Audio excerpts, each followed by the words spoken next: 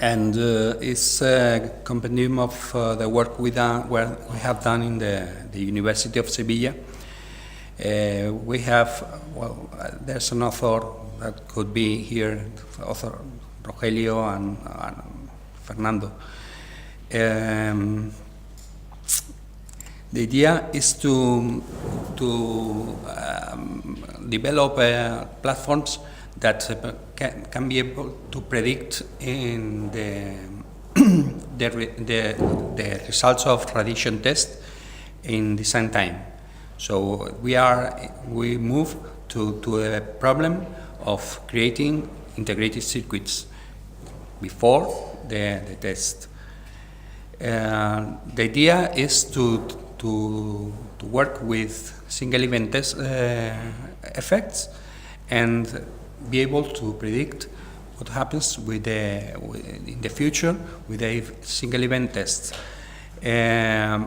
Normally, radiation testing needs to work with complex devices in vivo. You need to stimulate the circuit and get the results to work. And it's important to the environment you need to make the test.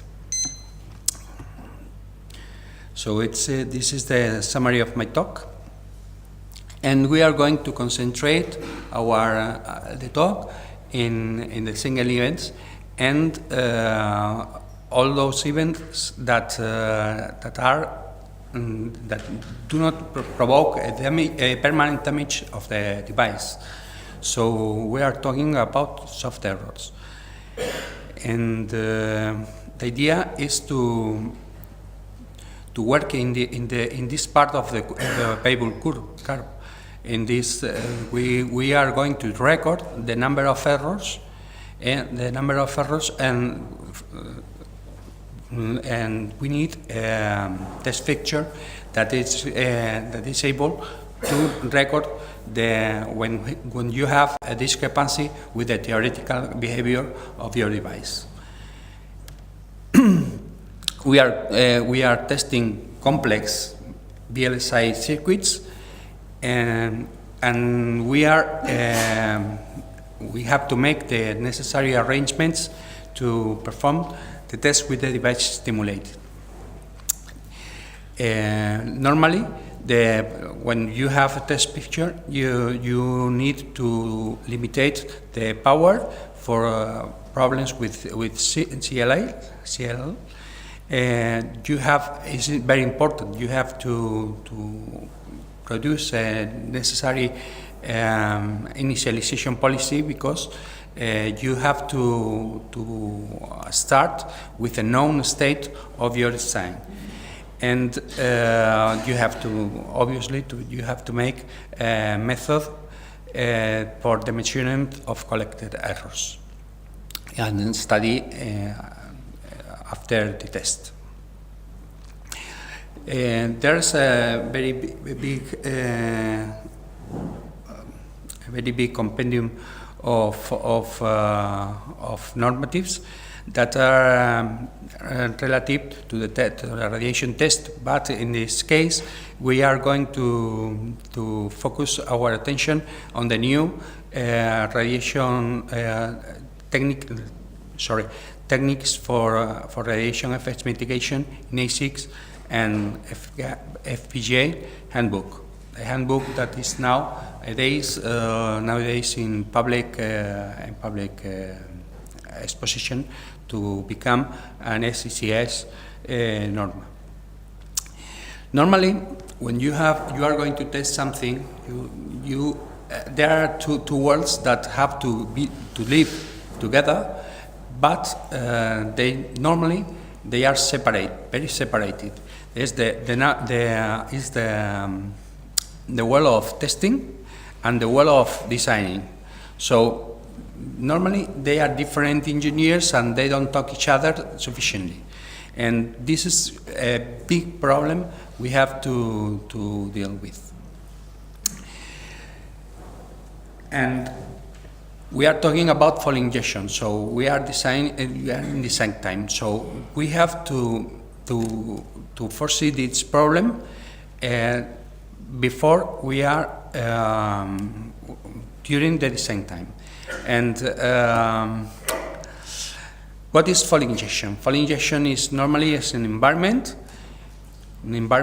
You have a stimuli set, it's a workload, and you have an injection, a method of injection. So injection means that you are going to provoke perturbs in your design in the same way that a particle does in the electron beam, or in the ion beam, sorry. And then you have a method for comparison, and you are able to record the errors that you have when you are injecting. So the idea is to inject something, to provoke a bit flips or some bit flips, and then you are going to compare. Sometimes, the most of the time, you have errors, and you have to record them and classify for obtaining some elements of your cross section. The second idea is our platform system we have is a platform that normally you can test a design and record the errors. You have to emulate the design. You have to do in a very fast way to record a significant number of injections. And our platform has two FPGAs. You run in parallel the two FPGAs, and one of them is stimulated by perturbed by the errors, the bit flip errors, and are running in parallel for comparison reasons. So you can compare even the internal effects of your faults.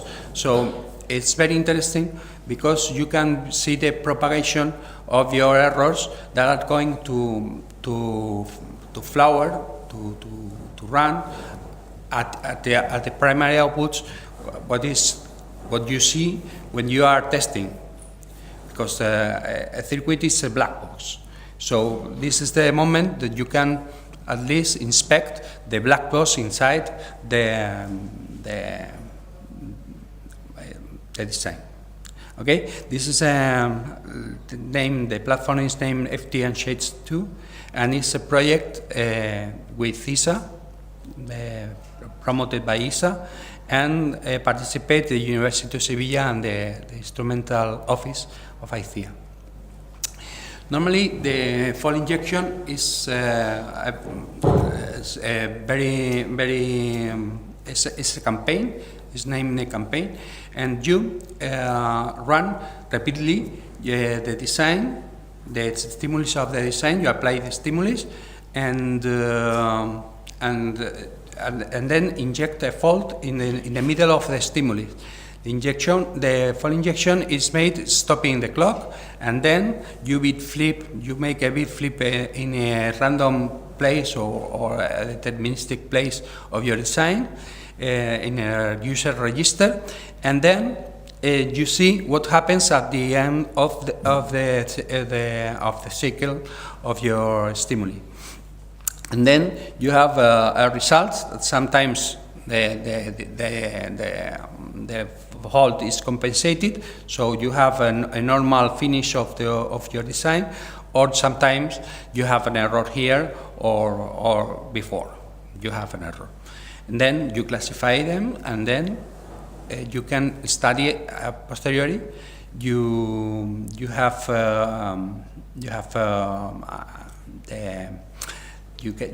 can study with detail your fault. Then I would like to remark that we are injecting in fault injection over user registers. User registers are the flip-flops of your design, and then you select the flip-flops of your design, and then you have the results of the design. So the platform is absolutely generic for any technology you have. You are studying. You are studying just the design. This is you can study SEUs with simple bit flips, just a normal change of the content of the register. You can make simultaneous bit flips to several registers. So this is possible to model MBUs.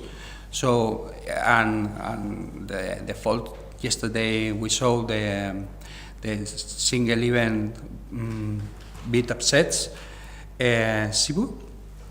And also it's possible to model the sets, but you need a simulator for modeling the sets. Okay. And in our group we made something. We go further in the techniques for fall injection. The idea was to make diagnostic. Diagnostic means that you are able to predict where the particle hit in your design. So this is the photograph on an experiment here in CNA, and the idea was to record some hashes codes during the design during the test. And it was possible to predict where the particle hit in your design. So we are able to have this kind of figures. Some faults are we can relate the fault and the hash. So we had a dictionary, and we were able to predict some problems with exact location of your design. In such a way, you can see here the circuit that we designed. So we knew the layout of the design, and we focused a micro beam through to the circuit, and we were able, with the hash code techniques, we were able to predict to know where the particle hit in the memory. So this is one example of what we did with fall injection. We made two studies, one fall injection, and we made the test in beam, and compare the two situations. Well, another problem we are facing with our platform is the SRAM FPGA testing. The SRAM FPGA testing there is a very strong interest for the space business, and then we moved our platform to test the FPGA. The difference between the previous techniques for the fall injection and the SRAM testing is that SRAM testing is studying the effects of particles in the configuration memory. Configuration memory is completely different than user register. The configuration memory breaks the circuit, and it's a permanent error. So it's different, slightly different, and difficult to understand, but is different. The configuration memory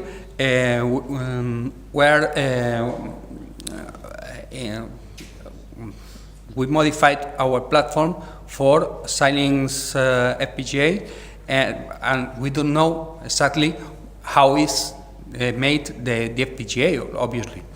And we were able to distinguish between critical can be compensated the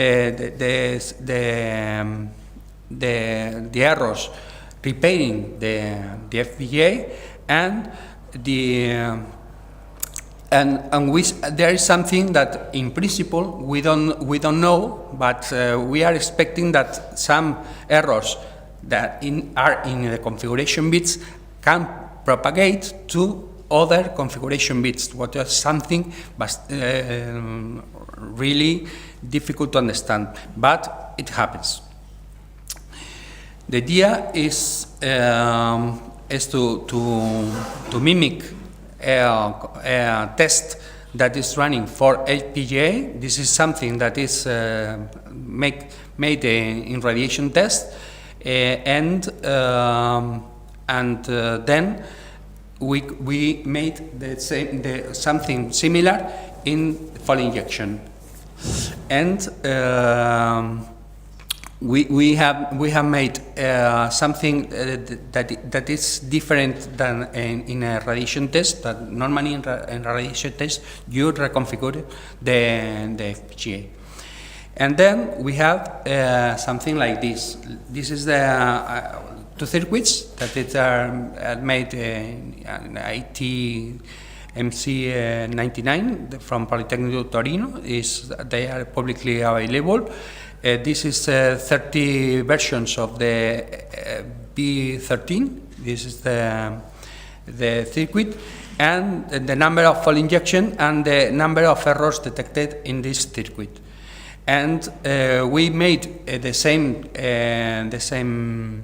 experiment with the same circuit, but TMR.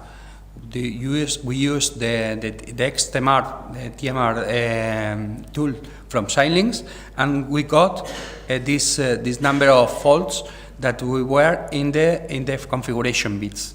Randomly selected because it's a huge number of configuration bits, and this is the results. These are the results. And there is a concept that you can inspect. Is the essential bits. You see the number of bits that are affect to the circuit is completely different for the one circuit for the other circuit. So it's a good result for the technique of TMR. And finally, we would say that fall injection is a useful technique to predict the circuit behavior under radiation. We have developed a tool that produces preliminary results, but about the cross-section of a design that are related to the cross-section. And FT Shades is a good tool that is ubiquitous. You can access to the tool remotely, and it's very flexible with a very strong learning curve. So it's very easy. We have worked a lot about in this point, and you can access if you are a public institution from the Universidad de Sevilla, and it's available for evaluation to companies. And I would like to thanks to the RENASER projects and the FT Shades project from ISA and the VICE regional project that are supported by funds, with funds, this project. And also, obviously, to Xilinx that also made this project available, and to NanoExplorer that it's going to be the next custom platform that we are going to develop in the future. And this is in principle at the end of my talk.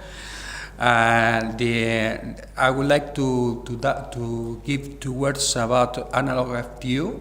Analog FTU is another tool that we are developing, and this is a plugin for cadence that is also supported by ISA, and the